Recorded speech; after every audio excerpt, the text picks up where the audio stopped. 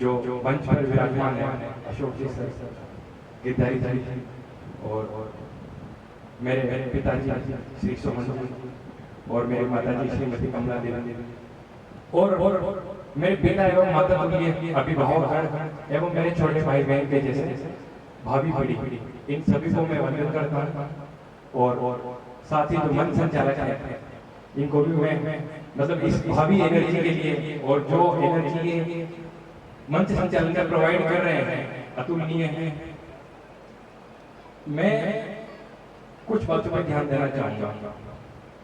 मेरा जो उद्बोधन है वो मेनली स्टूडेंट ओरिएंटेड ही रहेगा और साथ ही कुछ रिकमेंडेशन रहेगी मेरी अभिभावकों को कि वो आगे ऐसे कौन कौन से सुधार कर सकते हैं जिनके माध्यम से उनके बच्चे जो है सरकारी सेवा, सिविल सेवा या मेडिकल सेवा, अन्य सेवाओं में पार्टिसिपेट कर सकते हैं।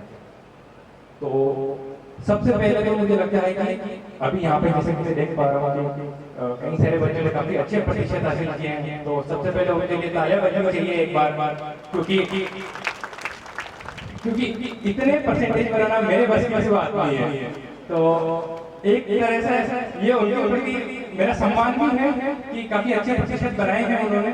और एक बच्चा है नितेश जंगड़ा, तीनों ही सब्जेक्ट में इसके 100 मार्क्स हैं जो कि अतुलनीय है। मैंने अपने करियर में किसी के नहीं देंगे। तो एक बार नितेश के लिए और पूजा के लिए मैं चाहूंगा कि आप सब लोग ताली बजाएं। चलो ठीक है। देखो प्रतिशत तो बन गया है ना, पर इसी के साथ साथ कुछ बातें ध्यान में रखनी है। अंक लाना और ज्ञान अर्जन करना, इसमें छोटा सा डिफरेंस होता है। आप अंक तो अच्छे ला सकते हो, परंतु वो अंक कब आपके ज्ञान में कन्वर्ट होंगे, कब वो ज्ञान में बदलेंगे, उसके लिए कुछ बातें आपको सीखनी पड़ेगी। सबसे पहली है नैतिक शिक्षा। अंक लाना और नैतिक शिक्षा दोनों ही अलग अलग चीजें हैं। एक अच्छा स्टूडेंट अच्छे अंक ला सकता है, परंतु एक अच्छा बच्चा हमेशा नैतिक मूल्यों से जुड़ा हुआ रहता है। चाहे वो सुबह उठ के अपने माता पिता के चरण स्पर्श हो या सुबह उठते ही भगवान को याद करना हो, स्कूल में आकर अभिभावकों का सम्मान करना और अपने घर में जो बड़े बुजुर्ग हैं उनके प्रति सम्मान का भाव रखना। तो ये चीजें आपको सीखनी पड़ेगी। और ये चीजें आपको मैथमेटिक्स पढ़ना या बॉटनी पढ़ना, बायोलॉजी पढ़ना यहाँ से नहीं आ सकती। ये जो है आपको नैतिकता से ही आ सकती है। दूसरा इसका बिंदु होता है वो है तर्क आधारित उपागम। तर्क आधारित उपागम का मतलब क्या है? आप कुछ भी पढ़ते हो तो उसके पीछे तर्क ढूंढो। ऐसा नहीं कि यार मैंने पढ़ लिया।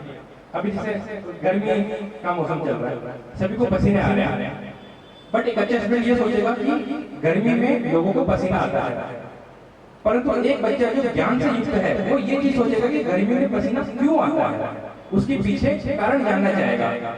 अभी हम देखते हैं कि स्पेस में कई सारे रॉकेट लॉन्च होते हैं, तो इसके पीछे कौन कौन से सिद्धांत कार्य करते हैं, या हम देखते हैं कि ह्यूमन का इवोल्यूशन कैसे हुआ है, तो इसके पीछे तर्क जानने की कोशिश करो। सिर्फ और सिर्फ जानकारी एकत्र करना आपके जीवन का लक्ष्य नहीं है। आजकल तो आपको पता है कि आर्टिफिशियल इंटेलिजेंस का जमाना है, चुटकियों में आपको गूगल पर कई सारी इंफॉर्मेशन आ जाती है, पर उस इंफॉर्मेशन का उपयोग आपको करना है आपके ज्ञान को बढ़ाने के लिए। तो ये मेरी दो चीजें हैं जो कि एक स्टूडेंट को फॉलो करनी चाहिए। इसके अलावा तीसरी जो चीज है वो एक व्यक्ति को सफल होने के लिए काफी महत्वपूर्ण होती है, जैसे कि लक्ष्य निर्धारण करना।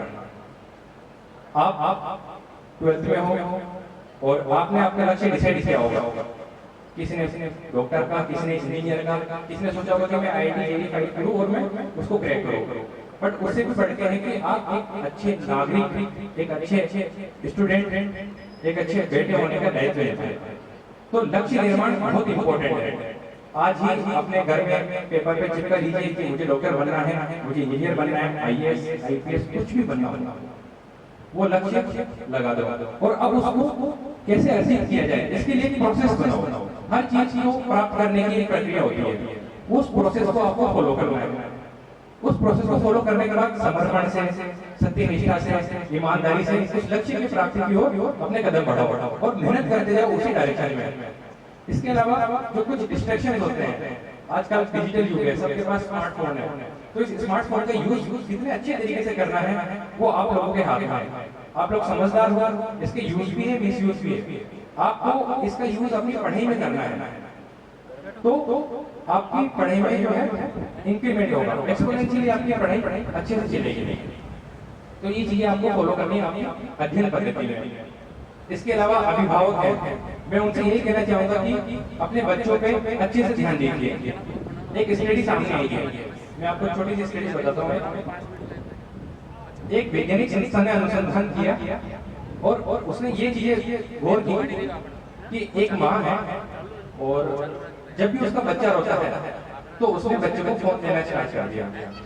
तो जब भी बच्चे को फोन चाहिए होता है तो वो रोने लग जाता है, और जब भी वो रोता है उसकी मम्मी उसको फोन देने लगती है। तो बच्चे तो बच्चे हैं, शरारती हैं, जब भी बच्चों का मन होता कि अब मुझे मोबाइल देखना है तो वो रोने लग जाता है, और जैसे ही वो रोता उसकी मम्मी उसको वापस से मोबाइल देने लगती है। अर्थात अपने बच्चों को इस जो पद्धति है इसमें ना डालें, क्योंकि एक बार आपने जो अपने मोबाइल दिलाते हैं या कोई किसी और तरीके के दिलाते हैं, वो अगर आपने सिखा लिया तो वो उसके साथ जीवन भर चलती रहेगी। तो इस चीज में आप थोड़ा ध्यान दीजिएगा। इसके अलावा हर एक बच्चे में प्रतिभा होती है, क्योंकि 90% बहुत कम लोगों के आते हैं और इससे ज्यादा तो बहुत और भी कम लोगों के आते हैं। लेकिन जो हमारा मेजर स्टूडेंट है, मुख्य रूप से स्टूडेंट 60-70%, 50%, 40% और कुछ तो पास भी नहीं होगा, तो उनमें लाइक है। अब वो लोग कैसे जीवन में सफल हो सकते हैं? तो मैं सिंपल सा ये कहता हूँ कि सबका दिमाग अलग अलग है और सबकी इंटेलिजेंस हर एक फील्ड में है, पर वो फील्ड सबके लिए अलग अलग है। ऐसा हो सकता है